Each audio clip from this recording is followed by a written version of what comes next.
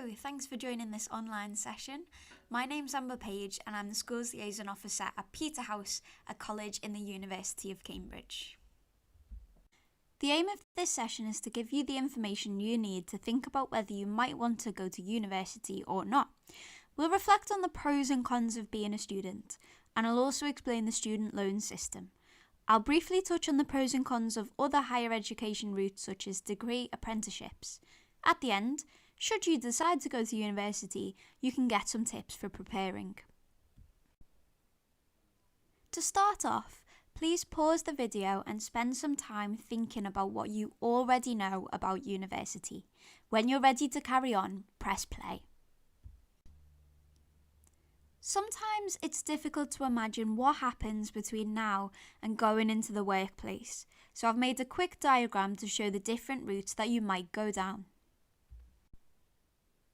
First of all, you probably know that you'll take your GCSEs in a few years' time.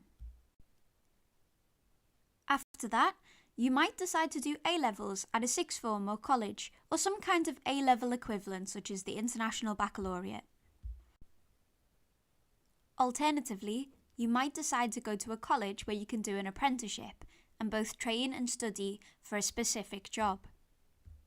After either of these options, you might choose to leave education when you're around 18 and go straight into full-time employment. If you have A-levels or equivalent qualifications, then you can go into what we call higher education, either through a degree or a degree apprenticeship, and either can be a way into work. And some people who didn't initially go into higher education choose to complete a degree later in life, either to train for a new career or to move up to a higher level. This diagram is pretty simplified, and of course people's lives are much more complicated than this, but it gives you some idea of the routes that are available to you. One thing to be aware of is that university is very different to school, so if you're not keen on school, it's not necessarily true that you won't like university. Because you're at least aged 18 when you go to uni, you're an adult, so you have a lot more independence. It's common for people to move out and go and live at university, perhaps in student accommodation. This means you have to cook and clean for yourself a lot more than you might now, but it also means you have a lot more control over your life, which can be exciting. As a student, you only study one or sometimes two subjects which you have chosen. So right now, think of your favourite subject at school and think of your least favourite subjects. Imagine being able to drop all of the subjects that you don't like and just focus on the ones that you enjoy. That's what it's like to be a university student.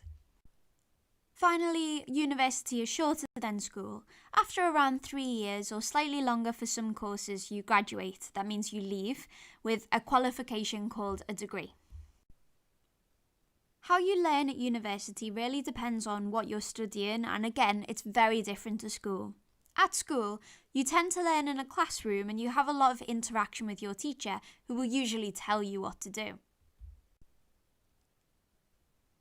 At university, students who are doing an arts or humanities subject like English or history tend to be very independent.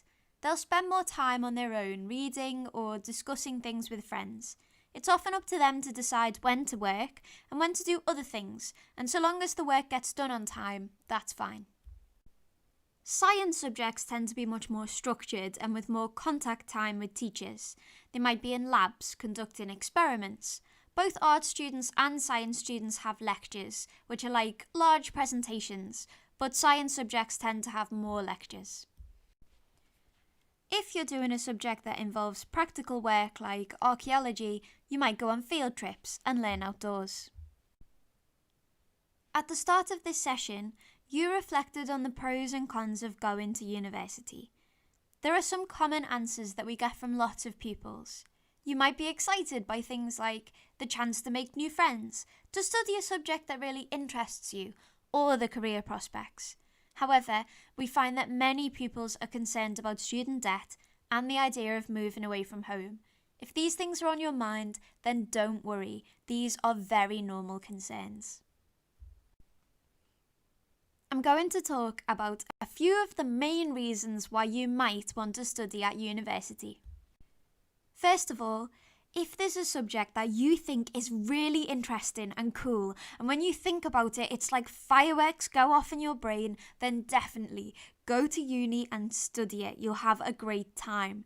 But of course, it's difficult to know what interests you at this stage in time because you haven't had a chance to go into much depth at school.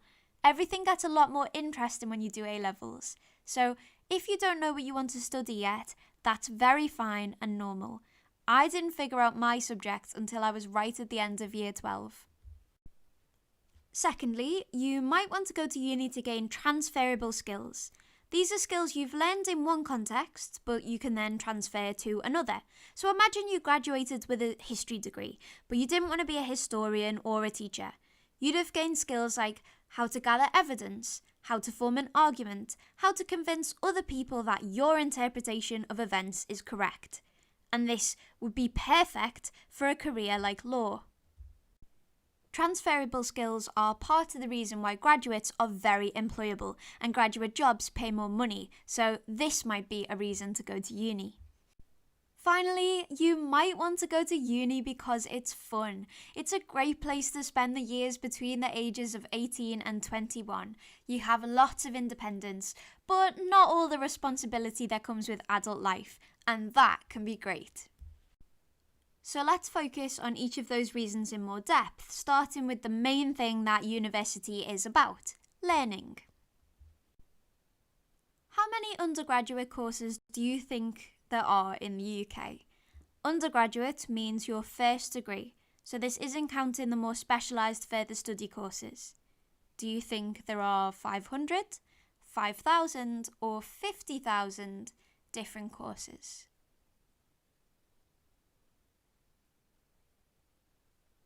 If you guessed C, 50,000, then you'd be right. That number has increased a lot in the past few years, and it will probably go up even more in future. Let's think about what it's possible for you to study at university. Pause the video and spend 1 to 2 minutes mind mapping all of the degree courses that you have heard of. If you want a challenge, try to think of the more unusual subjects, which you can't study at school. Press play when you're ready to continue. We looked into the strangest degree courses that we could find. We found examples such as ethical hacking. That means learning to test cybersecurity systems for large banks or the NHS by hacking into them and revealing weak spots. You could study digital and social media. That's an example of a course that didn't exist until recently, but has been created in light of new technology.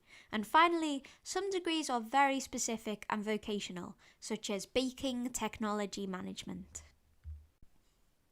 At Cambridge, there's lots of different subjects on offer. They're mostly academic, so any subject that you studied in Year 7, you can continue to degree level. For instance, if you're really good at maths or physics, you could become an expert in those subjects. Or you might want to take a course that uses skills and knowledge in a new context. So if you are good at maths and physics, but also a very creative and practical person, you could take engineering.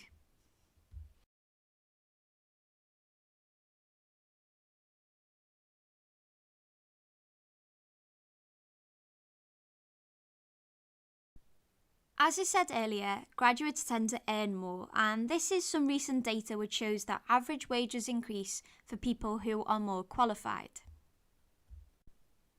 Average wages also depend to some extent on what university you go to.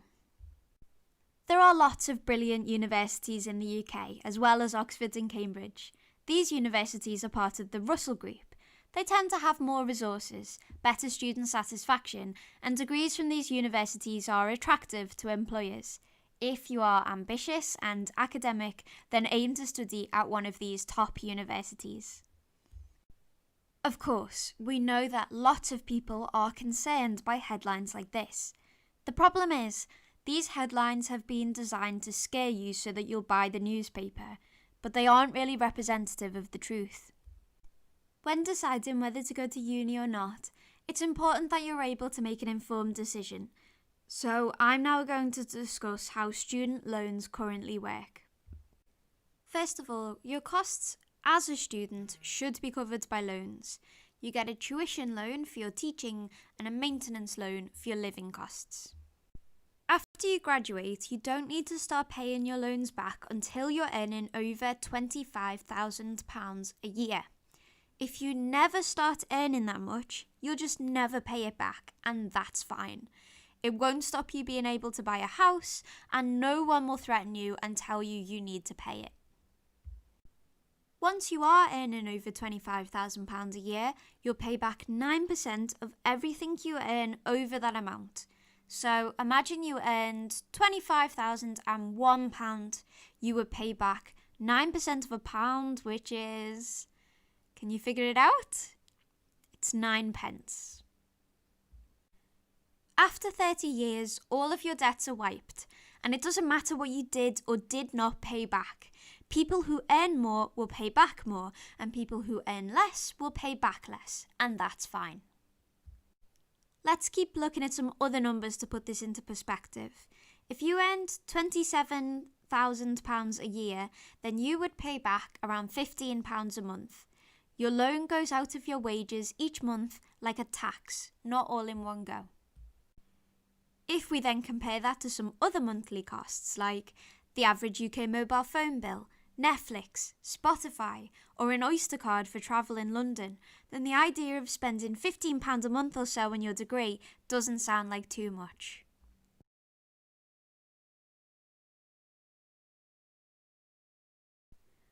Finally, university can be fun. It's not all about work and your course. It's a great time to pick a new hobby or interest like sport, theatre, music, student radio, or volunteering. Getting involved in student societies can also be a way to develop transferable skills, ready for the workplace. Plus, university is a chance to make friends with people from all around the world, and you also often live with your friends, so it can be really fun. As well as university, another option is a degree apprenticeship. This means that you work and study at the same time. These schemes are very prestigious and competitive to get into. A number of companies offer degree apprenticeships. These are good if you don't want a student lifestyle and if you know exactly what kind of career you want to go into. They might be less useful if you aren't sure what you want to work in and you still need time to figure it out, or if you don't want all the structure and responsibilities of a working lifestyle yet.